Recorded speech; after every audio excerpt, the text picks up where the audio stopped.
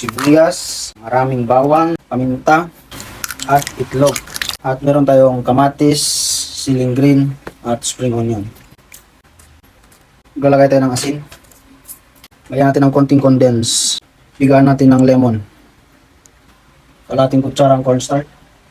Lagay tayo ng seasoning. Haluin lang natin. Hanggang sa mag-well combine yung mga ingredients na nilagay natin. Maglalagay tayo ng saging na saba. Mix natin ulit. Tapos meron tayo ditong 3 pirasong talong na sobrang laki.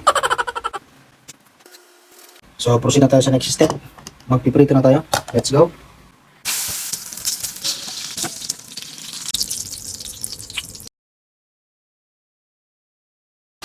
Ito na guys ang ating tortang talong.